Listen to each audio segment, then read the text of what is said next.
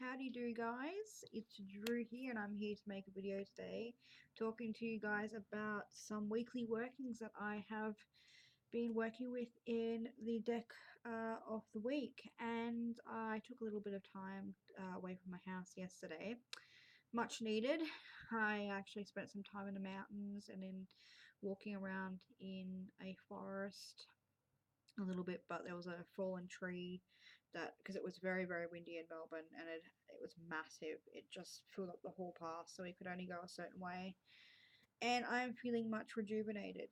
But the night before that, I didn't get much sleep. I think I got about 3 hours, 4 hours, but it was enough to keep me going. And I felt this like really great surge of creativity come back into my heart. And I decided that I wanted to try something with the astral world because I'm really interested in astral travel, astral projection, working with dreams. Dreams is just something that is really important to me as well. I have been writing many down this week, but they're all in my subconscious mind. um, Sometimes I just like to. I know that there is a thing about, writing them down, and I know the power of writing them down. But sometimes I also like to keep them in my subconscious mind to come back to them as well and to figure out things that I need to work through in my mind before I can put them on paper. Weird, I know. Anyway, um, I decided to pick a card because one of the things that I wanted to do was to astral travel. I think I got a hair in my mouth, so if I look like I'm making weird mouth gestures, that's probably why. One of the things that I wanted to do was to astral travel to the planet that I had created for my novel. And the importance of this novel as well is it's one of the stories that it was brought into my attention through meditation and goddess contact and higher self contact and all that kind of contact. Starseed contact, a lot of stuff I was working on at the time. And I call it a novel because it is a novel. It was written with the intent of creating, a story, but it's become much more than that. And I wanted to go to the world I've created. So in my novel, there is a planet called Prix, and Prix, and it's an interesting planet. And I've only just basically touched the surface, like of probably I know of 3 towns, and the beautiful thing about the progress of this novel and writing it and writing the story and doing my meditations and visitations and things like that has been that the more I reveal about myself, it appears that the more places are revealed to me and their meanings and their characters and their races and things like that. So it's been an incredible journey, and I really want to start talking about it because I think there are some incredible parallels between being a writer, a scribe, and with the spiritual, astral, otherworldly. I think there are some amazing parallels where we're drawing stuff from that. And so knowing this and feeling this in my heart and knowing that with utter conviction in my own heart and what I believe in to be true, I decided to start visiting different places and discovering different things about them because I knew that it would help my novel. So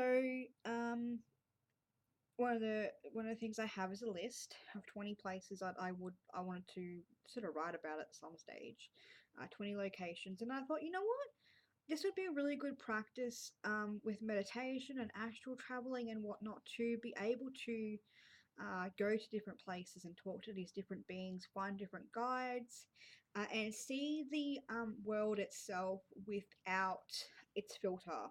I wanted to see these places without the filter of putting it into a manuscript, because when you're writing a manuscript or a story, at least in my experience, I'm very experimental, but when I'm actually writing the thing, like writing the scene, I don't tend to go, okay, I'm going to look at this room and I'm going to describe everything around it and what else do I see. That comes later. That comes, and sometimes it can be like months later.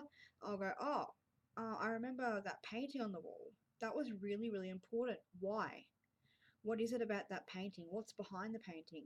Can I step into the painting? And I think tarot has been really fantastic for that, to be able to look at that. So one of the cards that I pulled for the first place that I'm visiting, and I'm going to come back to that place too because I want to work with it continuously. It's a library. It's an underground library in my story, and it's the World card with the. This is from the Japanese tarot, and as you can see in the middle, there is this woman, and she's kind of just a part of um, this whole. I guess you can see. I know it's the Great Barrier Reef, but for me also, it looks like the cosmos to me, and it is the world. It goes beyond the Earth. It just looks like this galaxy to me. And so, thinking that when I looked at it, and thinking that when I was working with the energy of this card and going into that world, beneath that world, I decided that I wanted to start bringing it into my dreamscapes as well, because I think that was something really important that I wanted to work with. And when I was working with this card, I actually paired it up with the King of Wands because I asked how I could connect with my main character, who is also an alternative part of me and somewhere else that I know of. And so I, the properties of that. But it turned out to be someone different that came up, and it was the King of Wands. So it's another character that's come into my consciousness from writing and from meditation that really has some interesting messages as well. And he came up. So I was like, okay, well, maybe, my main character, it's very important. I just had a heart attack almost. Sorry, guys. I don't know whether I'm going to edit that out. You guys need to see like some of my real life. I'm alone in the house, and I thought my cat was underneath my blanket.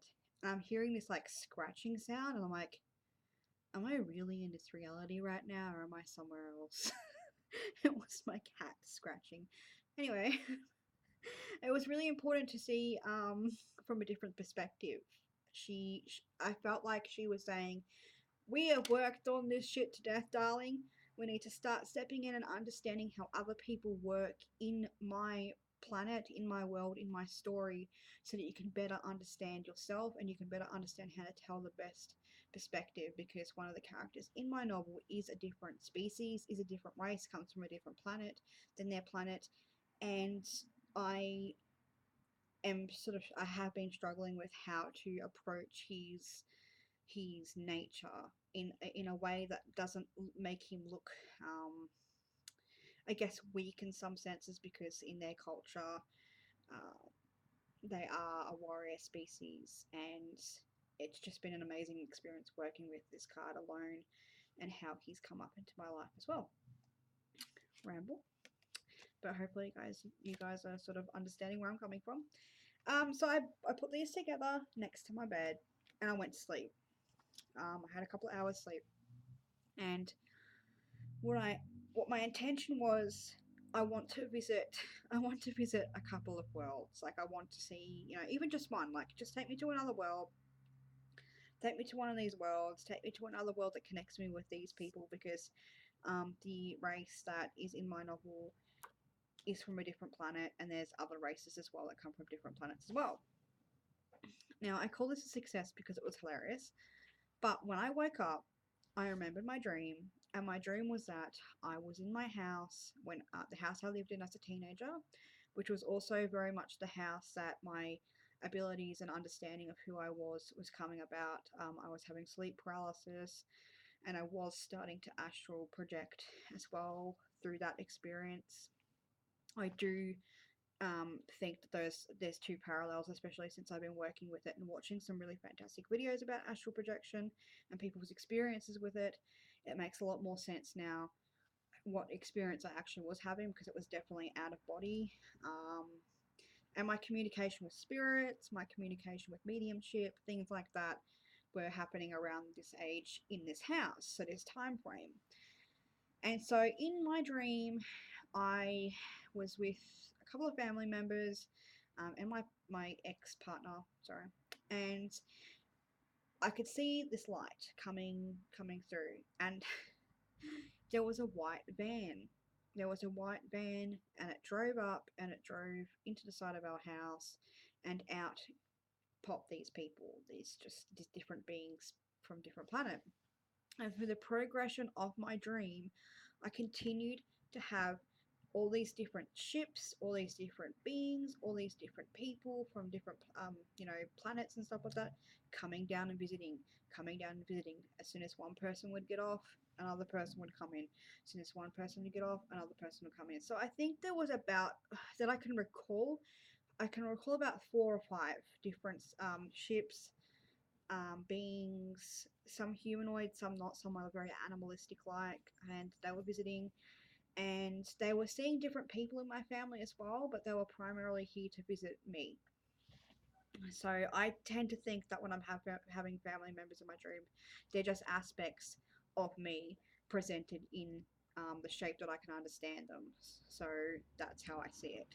So those beings were there to communicate a certain message to that certain aspect of myself. And so when I woke up, I thought, now, is this successful? Have I been successful in planting my intentions of this in my dream? And I think yes, because I believe that while we have intentions, you have to give yourself the space to understand that it might not be what it looks like. That's the whole part of using the unknown part of ourselves, the unknown part of the universe, or contacting that part, is that it's not going to look like exactly what you want it to look like. And that was a really important lesson for me on the physical, because it reminds me that I have intuition. I have very good strength in manifesting. I can manifest these things, and it's not always going to look like I want it to, but I do have that power. And the other interesting thing about my dream was all the people that were coming out of those ships and whatnot were like noble people, like they were leaders of these people. So it felt like the king of wands, the king of spirit, the king of the essence of creativity and creation and spirit was coming out. And so these two cards together from two completely different decks with like-minded intention created this sort of experience in my dream world where I was able to communicate with them. And I can't recall, like, this is a really annoying thing about the whole experience. I can't recall what was said, but I do remember what happened. And I think that's important too, because it means I can go back if I want to, and which I'm going to work with, and see if I can figure out what they're saying. Um, or bring the cards and their energy and the energy of that dream into a meditative space or a writing space where it will come out. And if it doesn't come out, then I know that whatever message was presented to me that I needed to know will come out in my novel at some point in time. So that was a really, really fascinating experience. So I just wanted to share that with you today, because I do want to start talking about the different experiences that I do have using the cards, using my intuition, anything really, because this is part of my practice, and I do think it's really great to offer somebody a different perspective as well, your own perspective, your own journey. And maybe if you are a writer, or if you would like me to sort of go through some of the processes that I do with using decks and intentions, I would be happy to do that. And in terms of this one in particular, I think I've kind of shared that, but I can go a little bit deeper if you guys would like me to. But it was all about intention setting and sort of what's the word?